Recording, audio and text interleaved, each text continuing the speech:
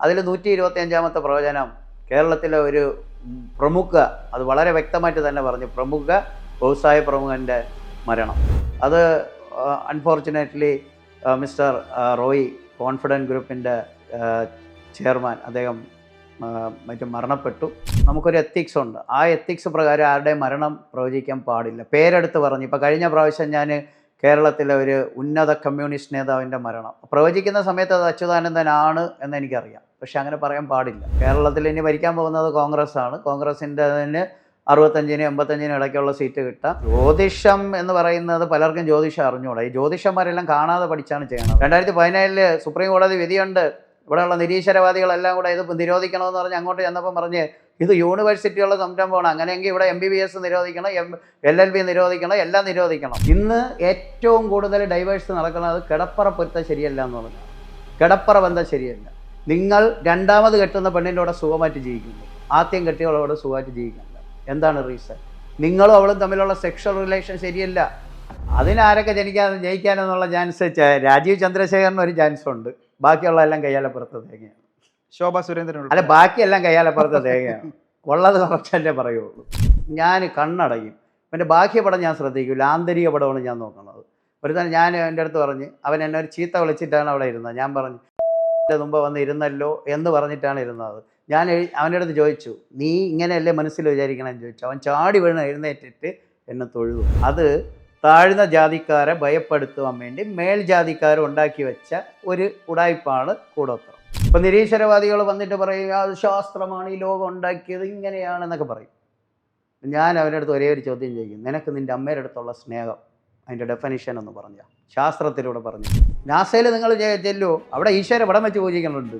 ഇവിടെ റോക്കറ്റ് വിടുമ്പോൾ ഗണപതിരെ ചെയ്ത് പഠിക്കണം. ഇവിടെ ഉള്ളവർ പറയും പോലെ അല്ല. ശാസ്ത്രജ്ഞന്മാർക്ക് അവർക്കൊരു ഇത് വേണം, ഒരു എനർജി വേണം. നമ്മൾ ആരെയും വഹിച്ചില്ലെങ്കിൽ നമ്മളെ മുകളിൽ ആരും ഇല്ലാന്ന് തോന്നിയാൽ മനുഷ്യൻ നശിക്കും.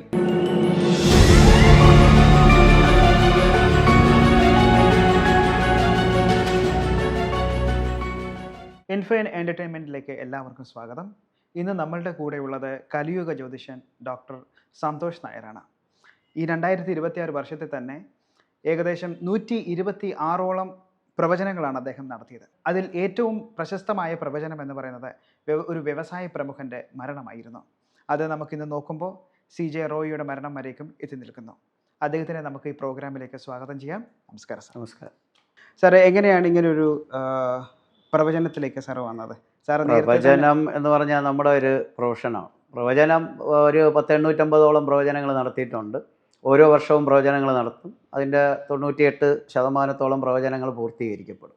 ഇപ്പോൾ കഴിഞ്ഞ തവണ 2025 നമ്മൾ നടത്തിയ പ്രവചനത്തിൻ്റെ 98% പ്രവചനവും നടന്നു കഴിഞ്ഞു. അപ്പോൾ സ്വാഭാവികമായിട്ട് ഇത്തവണ 2026 ഓരോ വർഷത്തിൻ്റെ കണക്കനുസരിച്ചാണ് 2026 126 പ്രവചനങ്ങളാണ് നമ്മൾ നടത്തിയത്. ആ 126 പ്രവചനങ്ങളിൽ ഇപ്പോൾ ഏകദേശം 10-12ഓളം പ്രവചനമായി. ഒരു മാസം പോലും ആയിട്ടില്ല. അതിൽ 125-ാമത്തെ പ്രവചനം കേരളത്തിലെ ഒരു പ്രമുഖ, അത് വളരെ വ്യക്തമായിട്ട് തന്നെ പറഞ്ഞു, പ്രമുഖ വ്യവസായ പ്രമുഖൻ്റെ മരണം. അപ്പോൾ അത് ഇങ്ങനെ പ്രവചിക്കുന്ന സമയത്ത് നമുക്കതിങ്ങനെ ലോകത്തിപ്പോൾ ലക്ഷക്കണക്കിന് കാര്യങ്ങൾ നടക്കും. അതിലിപ്പോൾ 126 പ്രവചനങ്ങളാണ് ആൾ ഓവർ ദ വേൾഡിൽ ബേസ് ചെയ്ത് നമ്മൾ ചെയ്തിരിക്കുന്നത്. അപ്പോൾ അതിനകത്ത് ഇങ്ങനെ ഒരു സംഭവം ഉണ്ടാവും എന്നെനിക്കൊരു ഉൾവിളിയുടെ ഭാഗമായിട്ട്, എനിക്കൊരു ഓറ ഉണ്ടാവേണ്ട ഒരു ഉൾവിളിയുടെ ഭാഗമായിട്ട് എനിക്ക് തോന്നി ആ സമയത്ത്. അപ്പോൾ ചിലരത് ആക്സിഡൻറ്റിൽ കൊല്ലപ്പെടാം, അല്ലെങ്കിൽ ഇതുപോലുള്ള കാര്യങ്ങൾ മരണം സംഭവിക്കാം. ഇങ്ങനെയുള്ള 2 ലെയറാണ് എന്നിലേക്ക് കടന്നു വന്നത്. അപ്പോൾ ഞാൻ ആ പ്രവചനം ലാസ്റ്റ് സമയത്താണ് അതിൽ ഉൾപ്പെടുത്തിയത്. 126 125-ാമത്തെ പ്രവചനത്തിലാണ് അത് ഉൾപ്പെടുത്തിയത്. അത് അൺഫോർച്ചുനേറ്റ്ലി മിസ്റ്റർ റോയ് കോൺഫിഡൻറ്റ് ഗ്രൂപ്പിൻ്റെ ചെയർമാൻ അദ്ദേഹം മരണപ്പെട്ടു. അത് വളരെയധികം ദുഃഖമുണ്ട്. അദ്ദേഹത്തിൻ്റെ ആത്മാവിന് നിത്യശാന്തി നേരുകയാണ്. CJ റോയി മരിക്കുമെന്നാണോ അദ്ദേഹം അങ്ങ് പ്രവചിച്ചത്, അതോ ഒരു പ്രമുഖൻ, വ്യവസായ പ്രമുഖൻ? അല്ല, അങ്ങനെ ഒരു മരണത്തിനെ സംബന്ധിച്ചോളം നമുക്കൊരു എത്തിക്സ് ഉണ്ട്. ആ എത്തിക്സ് പ്രകാരം ആരുടെയും മരണം പ്രവചിക്കാൻ പാടില്ല. പേരെടുത്ത് പറഞ്ഞു. ഇപ്പോൾ കഴിഞ്ഞ പ്രാവശ്യം ഞാൻ കേരളത്തിലെ ഒരു ഉന്നത കമ്മ്യൂണിസ്റ്റ് നേതാവിൻ്റെ മരണം പ്രവചിക്കുന്ന സമയത്ത് അത് അച്യുതാനന്ദനാണ് എന്നെനിക്കറിയാം. പക്ഷെ അങ്ങനെ പറയാൻ പാടില്ല.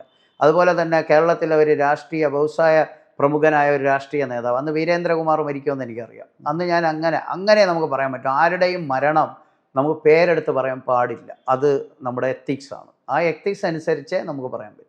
ഒരു എഴുത്തുകാരൻ, വലിയ പ്രമുഖനായ ഒരു എഴുത്തുകാരൻ MT വാസുദേവൻ നാരായണെന്ന് എനിക്കറിയാം. അത് ഞാൻ പറഞ്ഞു. ശ്രീനിവാസൻ്റെ മരണം അത് ഞാൻ പ്രവചിച്ചു. അത് പേരെടുത്ത് പറഞ്ഞ് നമുക്ക് പ്രവചിക്കാൻ പറ്റില്ല. അത് നമ്മുടെ ഒരു എത്തിക്സാണ്. അങ്ങനെ പറയാൻ പാടില്ല. അതുകൊണ്ട് ആ രീതിയിൽ തന്നെ പ്രവചിക്കുകയുള്ളൂ. പേരെടുത്ത് പറയാൻ പറ്റില്ല. അത് പറയാൻ പാടില്ല. അറിയാമെങ്കിലും പറയാൻ പാടില്ല. ഇനി നമുക്കൊരു ഇലക്ഷൻ വരാൻ പോവാണല്ലോ. ഉം. ഇതിനെ പറ്റിയിട്ട് അങ്ങനെ എന്തെങ്കിലും പ്രവചനം നടത്തിയിട്ടുണ്ടോ? കേരളത്തിൽ ഇനി ഭരിക്കാൻ പോകുന്നത് കോൺഗ്രസ്സാണ്. കോൺഗ്രസിൻ്റെ അതിന് 65-നും 85-നും ഇടയ്ക്കുള്ള സീറ്റ് കിട്ടാം. കമ്മ്യൂണിസ്റ്റിന് 45-നും 65-നും ഇടയ്ക്കുള്ള സീറ്റ്, 1 മുതൽ 5 വരെയുള്ള സീറ്റ് BJPക്ക് കിട്ടാം. നമ്മൾ ഈ നടത്തുന്ന പ്രവചനങ്ങളെല്ലാം ശരിയാവാറുണ്ടോ? അല്ലെങ്കിൽ 98% പ്രവചനങ്ങൾ ശരിയാവാറുണ്ട്. പിന്നെ ഞാൻ എപ്പോഴും 90% പ്രവചനമേ ശരിയാവാവൂ എന്നേ പറയുള്ളൂ. എന്നുവെച്ചാൽ 100% എപ്പോഴും ഭഗവാൻ അവകാശപ്പെട്ടതാണ്. അപ്പോൾ ഞാൻ മഹാദേവൻ്റെ ദീക്ഷ എടുത്തിട്ടുള്ളവരാണ്. അപ്പോൾ അതുകൊണ്ട് ഭഗവാന്റെ താഴെ നിൽക്കുക എന്നുള്ളത്, എങ്കിൽ പോലും 98% പ്രവചനങ്ങളും പൂർത്തീകരിക്കാറുണ്ട്. പിന്നെ എന്നെ വിമർശിക്കുന്നവർ ഏതെങ്കിലും ഒന്ന് ഫോൾട്ട് ഉണ്ടെങ്കിൽ അതും എടുത്തുകൊണ്ട് വരും. ബാക്കി 99 അവന്മാർ കാണൂല. അപ്പോൾ അതൊന്നും നമ്മളിതിനകത്ത് നോക്കാറില്ല. പ്രവചിച്ച് തഴമ്പിച്ച് കേരളത്തിലെ എല്ലാ ഒരുമായപ്പെട്ട അത് എന്നെ അറിയാമെന്നുള്ള എല്ലാ പേർക്കും അറിയാം. മനസ്സിലായില്ല. 150ഓളം രാജ്യങ്ങളിൽ എനിക്ക് കസ്റ്റമറുണ്ട്. ഇപ്പോൾ എൻ്റെ പല ഇതും പ്രധാനമന്ത്രിക്ക് അയച്ചു കൊടുത്തിട്ടുണ്ട് കൊറോണ സമയത്ത്. പിന്നെ നാസയ്ക്ക് അയച്ചിട്ടുണ്ട് ഭൂമി കുലുക്കത്തിനെ കുറിച്ച്. പിന്നെ ഒരു രാജേഷ് എന്ന് പറയുന്ന ഒരു പുള്ളി എനിക്ക് എൻ്റെ ഇക്വേഷൻ കൊടുക്കുമെന്ന് ചോദിച്ച് അമേരിക്കയിൽ നിന്ന് ഇതേപോലെ എർത്ത് ക്യൂക്കിനെ കുറിച്ച് പ്രവചിക്കുന്ന ഒരാൾ വിളിച്ചിട്ടുണ്ടായിരുന്നു. പുള്ളിയായിട്ട് സംസാരിച്ചുകൊണ്ടിരിക്കുകയാണ്. അങ്ങനെ പല ഇക്വേഷൻസും തയ്യാറാക്കിയിട്ടുണ്ട് ഗ്രഹങ്ങൾ വെച്ചിട്ട്. അപ്പോൾ അതൊക്കെ അതിൻ്റെ ഇത് തന്നെയാണ് നാസയ്ക്ക് അയച്ചു കൊടുത്തത്. അതിൻ്റെ ഹാർഡ് കോപ്പി എൻ്റെ കയ്യിലുണ്ട്. ഓക്കെ. സത്യത്തിൽ ഈ ജ്യോതിഷം എന്ന് പറയുമ്പോൾ എന്താണെന്ന് ചെറുതായിട്ടൊന്നെങ്കിലും ഈ ജ്യോതിഷം എന്ന് പറയുന്നത് പലർക്കും ജ്യോതിഷം അറിഞ്ഞുകൂടാ. ഈ ജ്യോതിഷന്മാരെല്ലാം കാണാതെ പഠിച്ചാണ് ചെയ്യണത്. വരാഹമികൻ എന്ന് പറയുന്ന ആളാണ് ജ്യോതിഷം രചിച്ചത്. വരാഹമികൻ പറഞ്ഞു, കാലഘട്ടത്തെയും മനുഷ്യ ജീവിതത്തെയും നിരീക്ഷിച്ചു കൊണ്ടായിരിക്കണം നിങ്ങൾ ജ്യോതിഷ പ്രവചനം നടത്തേണ്ടത്. ഇന്ന് ഒരു ജ്യോതിഷന്മാരും അത് ചെയ്യുന്നില്ല. ഈ ജ്യോതിഷം രചിച്ച കാലത്ത് ഒരു പുരുഷായുസ് എന്ന് പറയുന്നത് 120 പക്ഷേ ഇന്നൊരു പുരുഷായുസ് എന്ന് പറയുന്നത് 120 വരെ ജയിക്കുന്ന ആരുമില്ല. അപ്പോൾ ആ 120 വെച്ച് കണക്കാക്കി പറഞ്ഞാൽ ഇന്ന് ജ്യോതിഷം തെറ്റും. അവിടെയാണ് കലിയുഗ ജ്യോതിഷത്തിൻ്റെ പ്രത്യേകത. കലിയുഗ ജ്യോതിഷം ദ അപ്ഗ്രേഡേഷൻ ഓഫ് ജ്യോതിഷമാണ്. അപ്ഗ്രേഡ് ചെയ്തുകൊണ്ടാണ് പ്രവചനം നടത്തുന്നത്. എൻ്റെ കലിയുഗ ജ്യോതിഷത്തിൽ ഒരു പുരുഷായുസ് 80-നും 85-നും അല്ലെങ്കിൽ മാക്സിമം 90-നകത്ത് വെച്ചാണ് ദശാകാലം ക്രമീകരിച്ചിരിക്കുന്നത്. അത് ക്രമീകരിക്കണമെന്നുണ്ടെങ്കിൽ നമുക്ക് ഇക്വേഷൻ അറിയണം. വരാഹമികൻ ഏത് ഇക്വേഷനിലാണ് ഇത് സെറ്റ് ചെയ്തതെന്ന് അറിഞ്ഞാലേ അത് പറ്റുള്ളൂ. ഇപ്പോൾ നിങ്ങളൊരു ജ്യോതിഷൻ്റെ അടുത്ത് എന്ന് ചോദിക്കുകയാണ്, ശുക്രൻ 20 വർഷം കൊടുത്തു, എന്ത്? ഞാൻ അങ്ങനെയാണ് പഠിച്ചത്. സൂര്യൻ 6 വർഷം കൊടുത്തു, എന്ത്? എനിക്കറിയത്തില്ല, ഞങ്ങൾ അങ്ങനെയാണ് പഠിച്ചത്. പക്ഷേ കലിയുഗ ജ്യോതിഷൻ്റെ അടുത്ത് നിങ്ങൾ വന്നിട്ട് ചോദിച്ചാൽ ആ ഇക്വേഷൻ പറഞ്ഞു തരും വ്യക്തമായിട്ട്. ലോകത്ത് ഒരു ജ്യോതിഷനും ഞാൻ പറഞ്ഞിട്ട് ഇന്ന് വരെ അവർക്ക് പറയാൻ പറ്റിയിട്ടില്ല എന്തുകൊണ്ട് ശുക്രൻ 20 വർഷം കൊടുത്തു, എങ്ങനെ കണ്ടകശനി നിർണ്ണയിക്കപ്പെട്ടു, എങ്ങനെ ഏഴരാണ്ട ശനി നിർണ്ണയിക്കപ്പെട്ടു, എങ്ങനെ ഈ 27 നക്ഷത്രങ്ങളെ ഡിസ്ട്രിബ്യൂട്ട് ചെയ്യാൻ ഉള്ള ഇക്വേഷൻ എന്ത്, ആർക്കും പറയാൻ പറ്റിയിട്ടില്ല. അതാണ് കലിയുഗ ജ്യോതിഷത്തിൻ്റെ പ്രത്യേകത. അതുകൊണ്ട് നമുക്ക് വളരെ വ്യക്തമായിട്ട് നമുക്കത് പ്രവചിക്കാൻ കഴിയും. ഇവിടെ വരുന്ന ഒരു വ്യക്തി എന്നുള്ള അയാളെക്കുറിച്ചൊന്നും നമ്മുടെ അടുത്ത് പറയാൻ പാടില്ല. നിങ്ങൾ എന്നെ കാണാൻ വന്നാൽ നിങ്ങളെക്കുറിച്ച് ഒന്നും പറയാൻ പാടില്ല. നിങ്ങളുടെ ജനന സമയം, ഡേറ്റ് ഓഫ് ബർത്ത്, ജനിച്ച സ്ഥലം, ഇത് ഇത്രയും തന്നിട്ട് മിണ്ടാതിരിക്കുക. നിങ്ങൾക്ക് നടന്നത്, നടക്കാൻ പോകുന്നത്, നടന്നുകൊണ്ടിരിക്കുന്നത് ഞാൻ പറയും. അതാണ് ജ്യോതിഷം. അതാണ് ജ്യോതിഷം. ജ്യോതിഷം ഡോക്ടറല്ല, ദൈവജ്ഞനാണ്.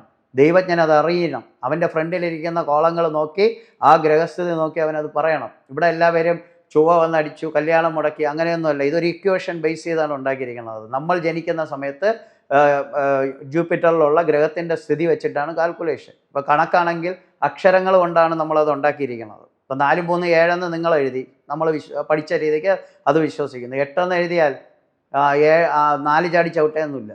അതുപോലെയാണ് ഈ കുജം വന്ന് നിങ്ങൾ അടിക്കുക, ഉപദ്രവിക്കുകയൊന്നുമില്ല.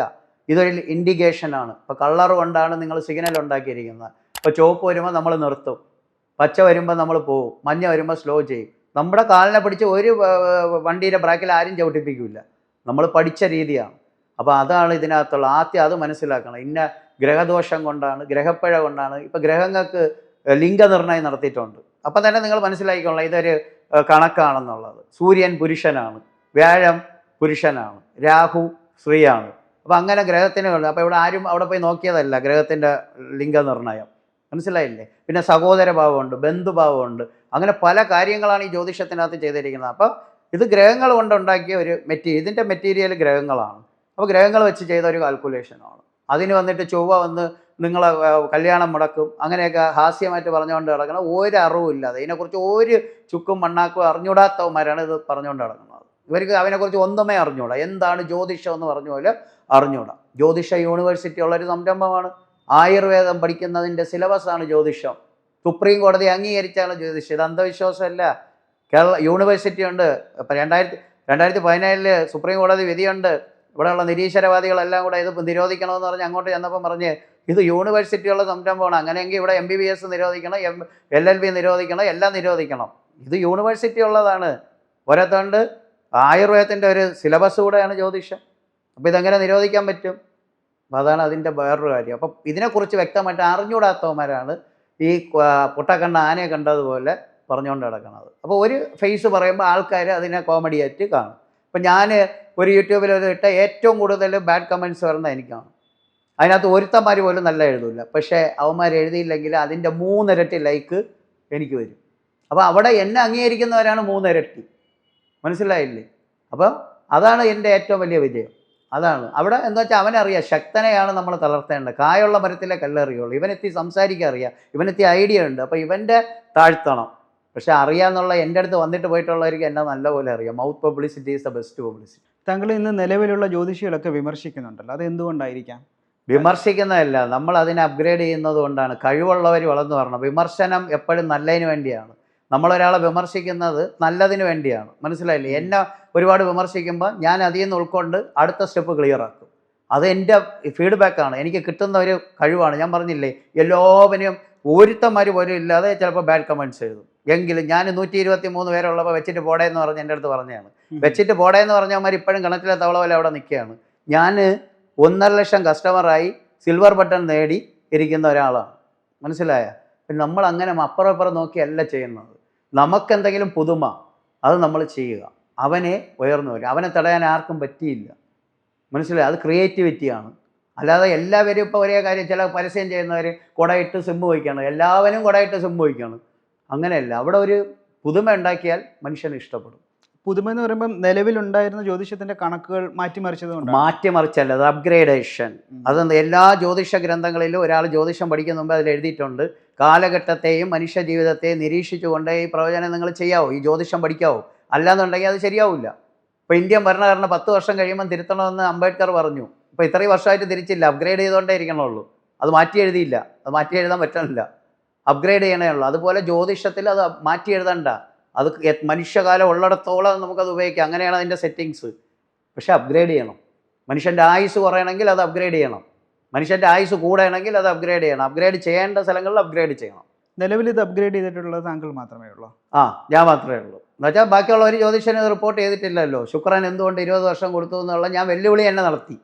നിങ്ങൾ ഇവിടെ വരണവരെന്നെ ചെന്ന് ചോദിക്കൂ. ഇന്ന് വരെ അത് റിപ്പോർട്ട് ചെയ്തിട്ടില്ല. എനിക്ക് റിപ്പോർട്ട് ചെയ്യാത്തിടത്തോളം കാലം ഞാൻ തന്നെയാണ് ഇതിൻ്റെ മോണോപോളി. അത്രയേ ഉള്ളൂ. റിപ്പോർട്ട് ചെയ്യുമ്പോൾ ഞാനും അവനും കൂടെ ചലഞ്ച് ചെയ്തിട്ട് അത് തീരുമാനിക്കും. എന്നുള്ള നിരീശ്വരവാദികൾ പറഞ്ഞു 10 ജാതകം തരാം, ഇതിൽ എത്ര പേര് മരിച്ചു, എത്ര പേര് ചെയ്തു. ഞാൻ ഏറ്റെടുത്തു വെല്ലുവിളി. വേറൊരു ജ്യോതിഷന്മാർ ഏറ്റെടുക്കലില്ല, ഞാൻ ഏറ്റെടുത്തു. അവൻ വെച്ചിട്ട് ഓടി.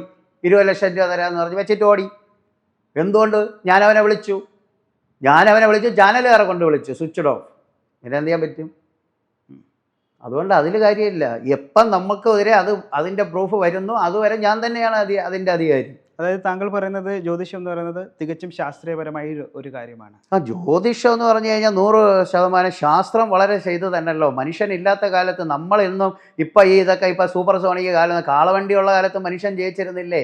ഈ പത്മനാഭസ്വാമി ക്ഷേത്രം പോലെ സയൻസിനൊരു ക്ഷേത്രം കെട്ടി കാണിക്കുമോ, അല്ല എഞ്ചിനീയറിങ്ങിനൊരു ക്ഷേത്രം കെട്ടി കാണിക്കുമെന്നുണ്ടെങ്കിൽ അവർ പറയുന്നത് എന്ത് ഞാൻ ചെയ്യില്ല. ഇനിയൊരു താജ്മഹൽ ഉണ്ടാക്കാൻ നിങ്ങളെ കൊണ്ട് പറ്റുമെങ്കിൽ എൻ്റെ അടുത്ത് പറയും. ഇനി ഒരു പത്മനാഭസ്വാമി ക്ഷേത്രം ഉണ്ടാക്കാൻ പറ്റുമെങ്കിൽ എൻ്റെ അടുത്ത് പറയും. അതായത് താങ്കൾ യുക്തിവാദികളെ വെല്ലുവിളിക്കുകയാണല്ലേ? അല്ല, യുക്തിവാദികളെ വെല്ലുവിളിക്കാൻ യുക്തിവാദിയൊക്കെ അറിയാമല്ലോ. സന്തോഷ് സാർ എൻ്റെ ഒരു പരിപാടിക്ക് വിളിച്ചപ്പോഴത്തേക്ക് എന്നെ മറ്റേ ഇവർ എറണാകുളത്തെ ഒരു പരിപാടിക്ക് വിളിച്ചപ്പോഴത്തേക്ക് കുറേ പേര് പറഞ്ഞു അയാളെ മാത്രം വിളിക്കരുത്, വേറെ ആരെങ്കിലും വിളി. അവിടെ വെച്ച് ചീറ്റ് വന്നു. എന്നുവെച്ചാൽ അവർ പറയുന്നതിൻ്റെ ആൻസർ നമ്മൾ വ്യക്തമായിട്ട് കൊടുക്കും. അപ്പം നിങ്ങൾ ഇൻ്റർവ്യൂവിന് വന്നപ്പോൾ തന്നെ ഞാൻ പറഞ്ഞല്ലോ, നിങ്ങൾക്ക് എന്ത് വേണമെങ്കിലും ചോദിച്ചോളൂ, ഞാൻ അതിന് ഉത്തരം പറയാം, അതെനിക്ക് അറിയാം.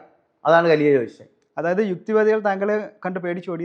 യുക്തിവാദികൾക്ക് പണ്ടേ ഭയം തന്നെയല്ലോ കലിയ ജോയിഷൻ. അതല്ലേ നിങ്ങൾ കമൻസ് കണ്ടുകൂടെ? ഇത്രയും പേര് കമൻസുകൾ കാണുമ്പോൾ നിങ്ങൾക്ക് അറിഞ്ഞൂടെ? ഇപ്പോൾ ജോയി മരിച്ചു, ജോയി ഒരു മണിക്കൂറിനകത്ത് തന്നെ മരിച്ചതെന്ന് ഞാൻ പറഞ്ഞല്ലോ. അതുപോലെ തന്നെ നമ്മുടെ മറ്റേ ലോറിയാറ്റ് പോയ അദ്ദേഹം മരിച്ചത് ഞാൻ പറഞ്ഞല്ലോ. ഓടെ സ്പോട്ടിൽ പറയല്ലേ, അതിനകത്ത് പിന്നെ ഒന്നും മാറ്റി വയ്ക്കണമല്ലോ. അയ്യോ എന്ത് കണ്ടില്ല, അപ്പം തന്നെ പറയല്ലേ. സ്പോട്ടിൽ പറയുകയാണ് ഇവരിപ്പോൾ ജയിച്ചിരിപ്പില്ല, വിധി വരുമ്പോൾ അങ്ങനെ തന്നെ വരും, അതിനകത്ത് വിഷയമില്ല. അത്ര ചങ്കുറപ്പായിട്ട് പറയാൻ പറ്റുന്നതാണ്. മറ്റുള്ളവർ തപ്പി നിൽക്കും, അതെന്ത് ഇതെന്താ ഏത്, നമുക്കങ്ങനെ ഇല്ല. അപ്പം തന്നെ പറയുകയാണ് ഇവർ ജീവിച്ചിരിപ്പുണ്ടോ മരിച്ചോ, പറഞ്ഞാൽ അവരുടെ ഡെഡ് ബോഡി തന്നെ കിട്ടും. വിവാഹം നമ്മൾ കഴിക്കുന്ന സമയത്ത് ഒരു 10 പൊരുത്തങ്ങൾ നോക്കാറുണ്ട്. ഇതെന്തിനാണ് നോക്കുന്നത്, അല്ലെങ്കിൽ ഇതിന്റെ ആവശ്യകത എന്തിനാണ്? ഈ 10 പൊരുത്തങ്ങൾ എന്ന് പറഞ്ഞാൽ അതിനകത്ത് 10 പൊരുത്തങ്ങൾ മാത്രമല്ല, അതിനകത്ത് 5 സ്റ്റെപ്പ് പൊരുത്തങ്ങളുണ്ട്. അതിൽ 10 പൊരുത്തം എന്ന് പറഞ്ഞാൽ നക്ഷത്ര പൊരുത്തം മാത്രമാണ്.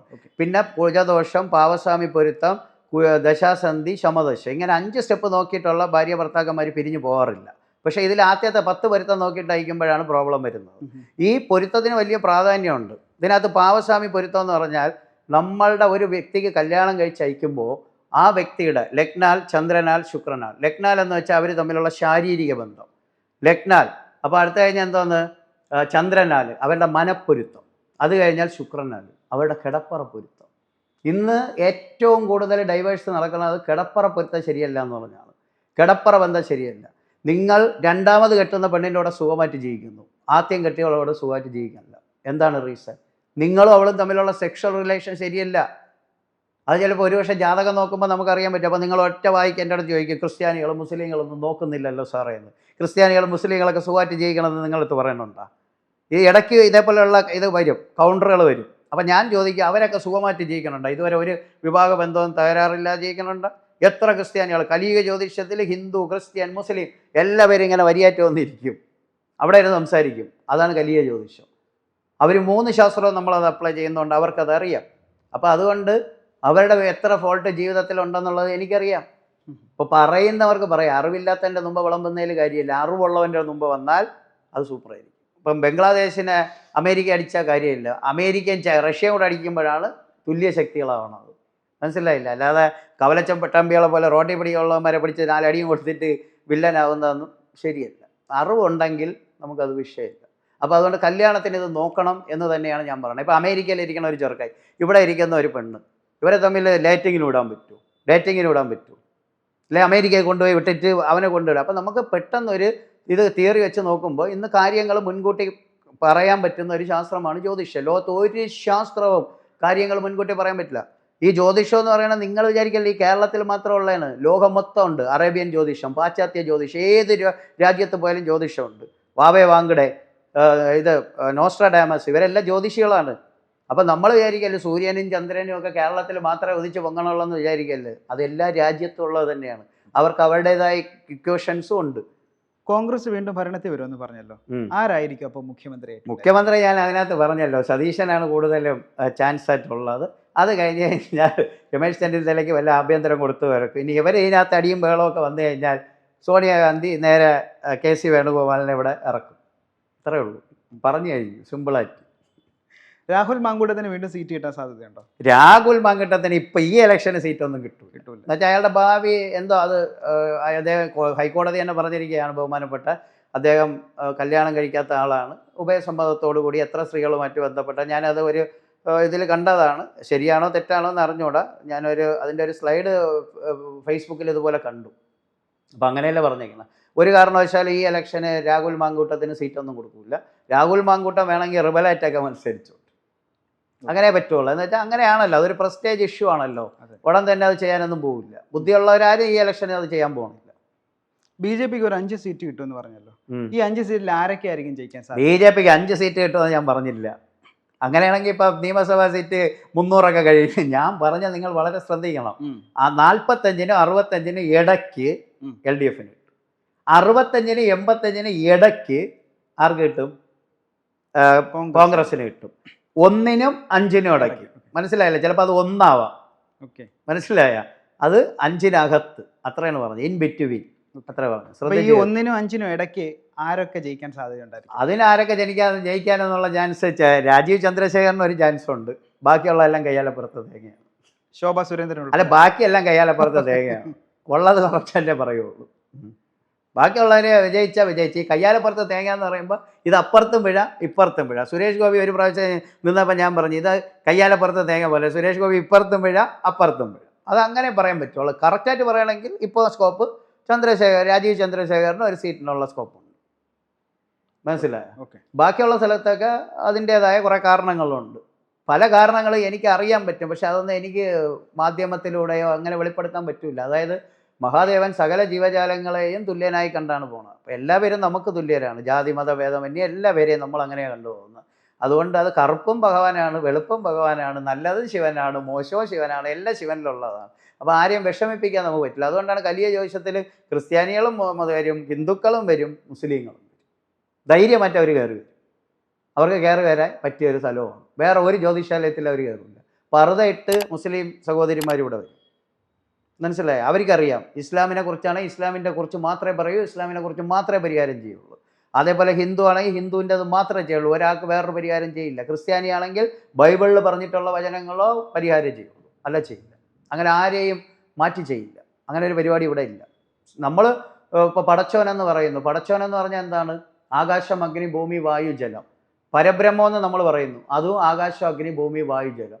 പരിശുദ്ധാത്മാവെന്ന് നമ്മൾ പറയുന്നു, അതിനും രൂപവും ഭാവമില്ല, ആകാശം, അഗ്നി, ഭൂമി, വായു, ജലം. അപ്പം നമ്മളെല്ലാവരും വിളിക്കുന്ന ഒരു ശക്തിയാണ്, അതാണ് യൂണിവേഴ്സൽ പവർ. പിന്നെ നമ്മൾ മതത്തിനകത്ത് നിൽക്കുമ്പോൾ അതിൻ്റെ ചട്ടക്കൂടിൽ നിൽക്കുന്നു എന്നേ ഉള്ളൂ.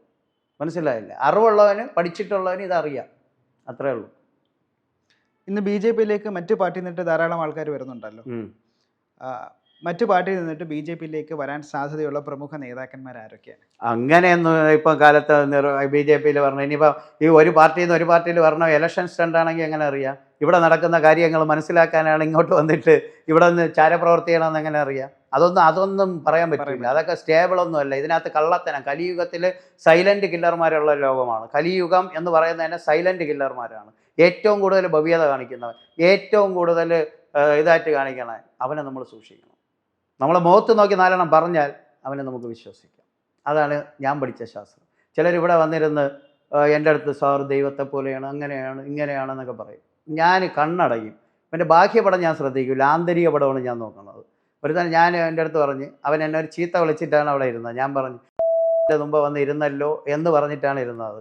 ഞാൻ അവൻ്റെ അടുത്ത് ചോദിച്ചു, നീ ഇങ്ങനെയല്ലേ മനസ്സിൽ വിചാരിക്കണമെന്ന് ചോദിച്ചു. അവൻ ചാടി വീണ് എഴുന്നേറ്റിട്ട് എന്നെ തൊഴുതു.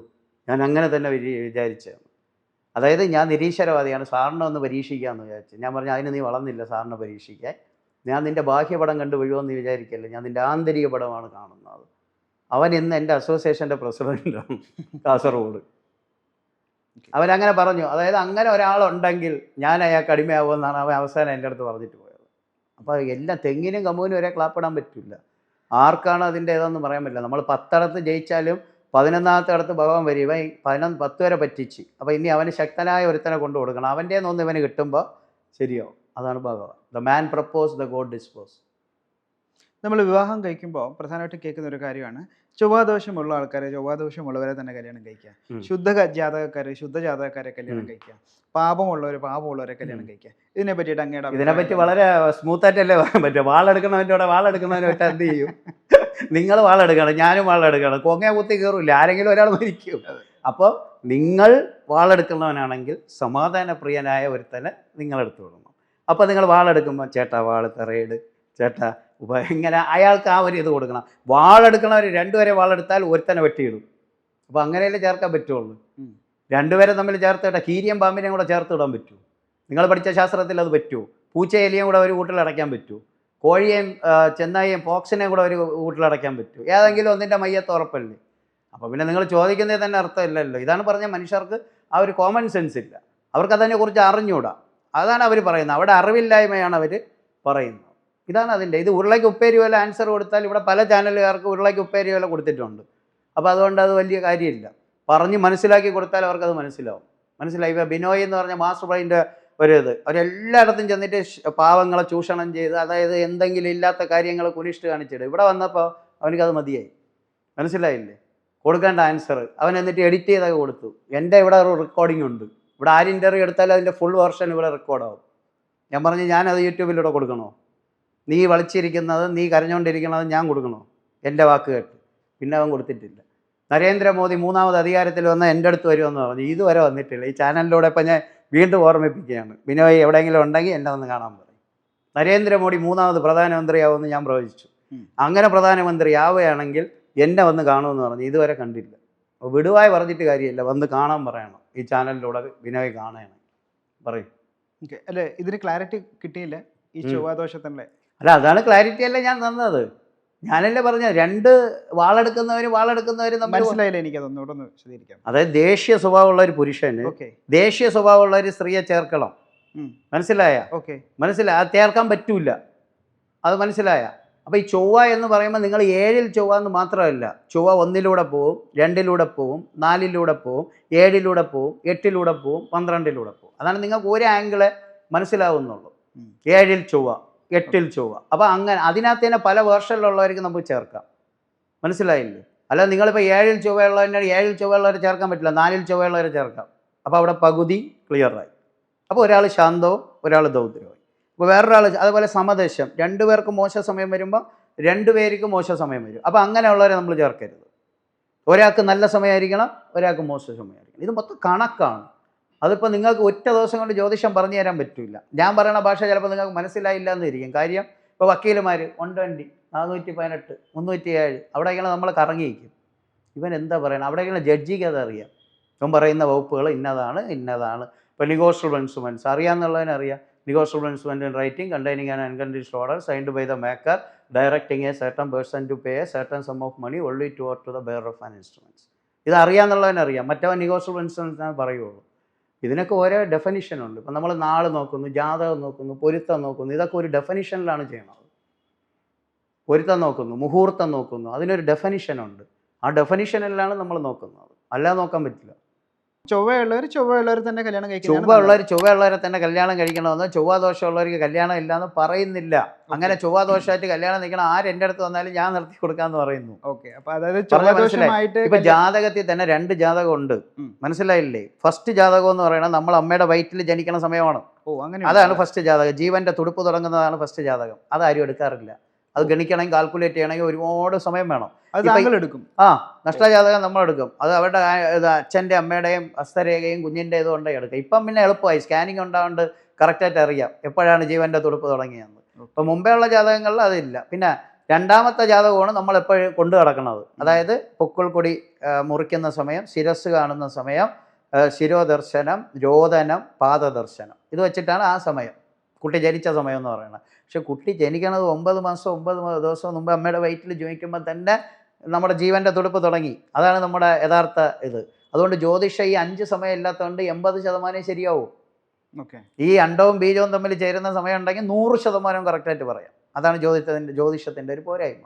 അങ്ങനെ ഒരു ജാതകം എടുക്കാൻ പിന്നെ എത്രയോ ജാതകങ്ങൾ എടുത്തിരിക്കുന്നത്, നമ്മൾ എത്രയോ കല്യാണങ്ങൾ നടത്തിയിരിക്കുന്നത്, അവർ സൂപ്പറായിട്ട് പോയിട്ടുണ്ട്, ഒരു കുഴപ്പമില്ല. അപ്പോൾ അതാണ് കറക്റ്റായിട്ടുള്ള ജാതകം. ഈ ജാതകത്തിൽ ഇപ്പോൾ കല്യാണം നടക്കുന്നില്ല, ഇങ്ങനെ ചൊവ്വാദോഷം ഉണ്ടെങ്കിൽ ആ ജാതകം നമുക്ക് കാൽക്കുലേറ്റ് ചെയ്യാം. അതിന് നഷ്ടജാതകം എന്ന് പറയും.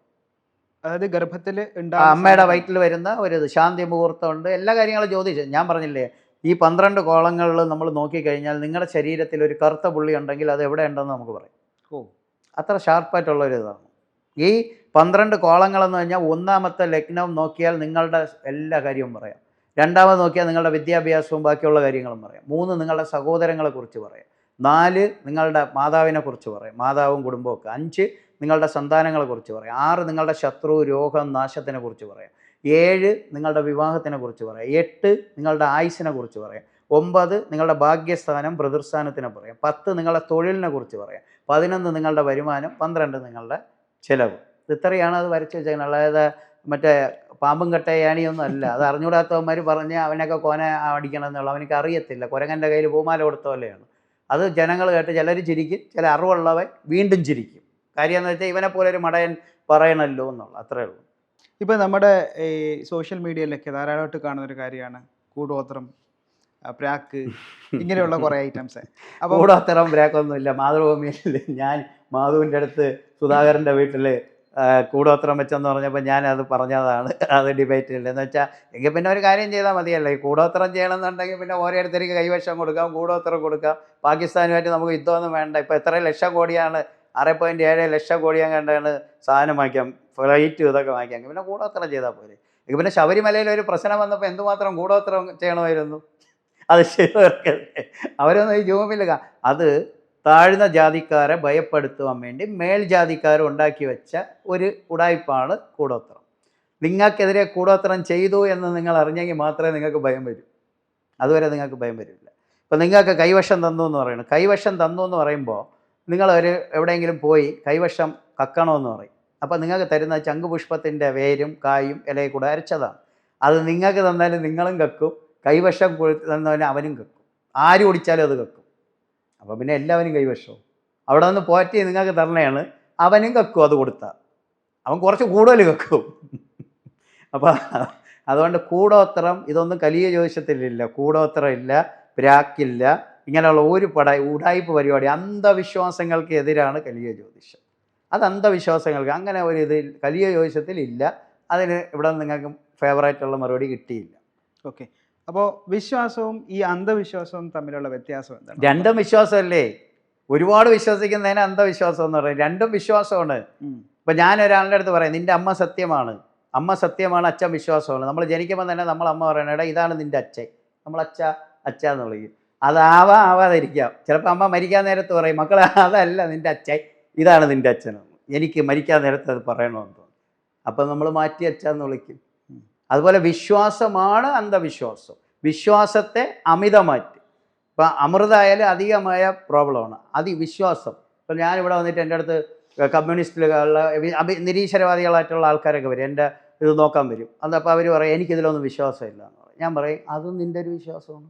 നിനക്ക് വിശ്വാസം ഇല്ലയെന്ന് നീ വെച്ചോ, അത് നിൻ്റെ ഒരു വിശ്വാസമാണല്ലോ. അവിടെ നീ വിശ്വാസമല്ലേ പറയണത്, സാർ എനിക്കതിലൊന്നും വിശ്വാസമില്ല. അപ്പോൾ അതും നീ ഒരു വിശ്വാസമാണ്. ഇപ്പം നിരീശ്വരവാദികൾ വന്നിട്ട് പറയും അത് ശാസ്ത്രമാണ് ഈ ലോകം ഉണ്ടാക്കിയത് ഇങ്ങനെയാണെന്നൊക്കെ പറയും. ഞാൻ അവരുടെ അടുത്ത് ഒരേ ഒരു ചോദ്യം ചെയ്യും, നിനക്ക് നിൻ്റെ അമ്മയുടെ അടുത്തുള്ള സ്നേഹം അതിൻ്റെ ഡെഫിനിഷൻ ഒന്ന് പറഞ്ഞോ, ശാസ്ത്രത്തിലൂടെ പറഞ്ഞോ. അപ്പോൾ അവ അവിടെ ഇരുന്ന് ബ എന്ന് പറയും. പറയാൻ പറ്റുമോ? കുറച്ച് പഞ്ചസാര നിങ്ങൾക്ക് ഞാൻ തരാം, രുചിച്ച് നോക്കൂ, എനിക്ക് അതിൻ്റെ രുചി ഒന്ന് പറഞ്ഞു തന്നെ പറ്റുമോ? നിങ്ങളെന്താ പറയും? സാറ് വേണമെങ്കിൽ ഒന്ന് രുചിച്ചോ, എന്നിട്ട് സാറ് പറയാമെന്ന് പറയും. അപ്പോൾ എനിക്കും പറയാൻ പറ്റും. അപ്പം വിശ്വാസമാ അന്ധവിശ്വാസം അങ്ങനെ ഒന്നില്ല, രണ്ടും ഒന്ന് തന്നെയാണ്. അമിതമായി വിശ്വസിച്ചാൽ അന്ധവിശ്വാസം എന്ന് നമ്മളൊരു പറയും. ഇപ്പം ഇവിടെ നിന്ന് അങ്ങോട്ട് പോകുമ്പോൾ ഈ സ്ഥാപനം ഏത് സൈഡിൽ പറയൂ, ഏത് സൈഡിൽ? വലേ സൈഡിൽ. ഇവിടെ നിന്ന് അങ്ങോട്ട് പോകുമ്പോൾ വലേ സൈഡിൽ, അവിടെ നിന്ന് ഇങ്ങോട്ട് വരുമ്പോൾ ഏത് സൈഡ്? Left side. അപ്പോൾ ഈ സ്ഥാപനത്തിൻ്റെ സൈഡ് ഏത്? നിങ്ങൾ തന്നെ പറയുന്നു ഇത് വലത്, അവിടെ നിന്ന് ഇങ്ങോട്ട് വരുമ്പോൾ ഞാൻ ചോദിക്കുമ്പോൾ പറയും ഇടത്. അപ്പോൾ ഈ സ്ഥാപനത്തിൻ്റെ സൈഡ് നിങ്ങൾക്ക് പറഞ്ഞു തരാൻ പറ്റുമോ? പറ്റുമോ? പറയൂ, നിങ്ങൾ പറയൂ, നിങ്ങൾക്ക് പറഞ്ഞു തരാൻ പറ്റുമോ? പറ്റൂല. അപ്പോൾ ഈ സ്ഥാപനത്തിന് സൈഡില്ല, നമ്മൾ ഉണ്ടാക്കി വെച്ചിരിക്കുന്നതാണ് മനുഷ്യൻ. അതുപോലെയാണ് ഈ പല ശാസ്ത്രങ്ങളും ഉണ്ടാക്കി വെച്ചിരിക്കുന്നത്. ഇപ്പോൾ നിങ്ങൾ പറയും ഇവിടെ ഏറ്റവും കൊടിമുടി നയിക്കുന്ന ഡോക്ടർമാരും ശാസ്ത്രജ്ഞന്മാരും ദൈവത്തിനെ പൂജിച്ചിട്ടാണ് ഓരോ കാര്യം ചെയ്യണത്. ഇപ്പം ഞാൻ പറയാം, സർജനായിട്ടൊരു വ്യക്തി പോവുകയാണെങ്കിൽ അവർ ദൈവത്തെ പ്രാർത്ഥിച്ചിട്ടേ കത്തിയെടുക്കുകയുള്ളൂ. അത് മെഡിക്കൽ സയൻസിൽ അവരെ പഠിപ്പിക്കുന്നുണ്ട്. എനിക്കൊരു 10-17 ഡോക്ടർമാരുമായിട്ട് ബന്ധമുണ്ട്, ഇവിടുത്തെ വലിയ ഡോക്ടർമാരുമായിട്ട്. അപ്പോൾ അവർ പോലും നാസയിൽ നിങ്ങൾ ചെല്ലൂ, അവിടെ ഈശ്വര പടം വെച്ച് പൂജിക്കുന്നുണ്ട്. ഇവിടെ റോക്കറ്റ് ഓടുമ്പോൾ ഗണപതിയുടെ ഏത് പഠിക്കണം. ഇവിടെ ഉള്ളവർ പറയും പോലെ അല്ല, ശാസ്ത്രജ്ഞന്മാർക്ക് അവർക്കൊരു ഇത് വേണം, ഒരു എനർജി വേണം. നമ്മൾ ആരെയും വഹിച്ചില്ലെങ്കിൽ നമ്മളെ മുകളിൽ ആരും ഇല്ലയെന്ന് തോന്നിയാൽ മനുഷ്യൻ നശിക്കും. ഇവിടെ മതങ്ങൾ ഉണ്ടാകൊണ്ടാണ് സമാധാനം ഉള്ളത്. മതങ്ങളില്ലെങ്കിൽ ഇവിടെ എന്തായിരിക്കും? കുത്തും കൊലയും കൂടും, അടിയും ബഹളും. ഇപ്പോൾ നശിച്ച് വരുന്നതുകൊണ്ട്, വിശ്വാസങ്ങൾ നശിച്ച് വരുന്നതുകൊണ്ടാണ് നമ്മുടെ നാട്ടിൽ ഇപ്പം നടന്നുകൊണ്ടിരിക്കുന്ന പല കാര്യങ്ങളും. മുമ്പ് നടന്ന പോലെയാണ് ഇപ്പം നടക്കുന്നത്.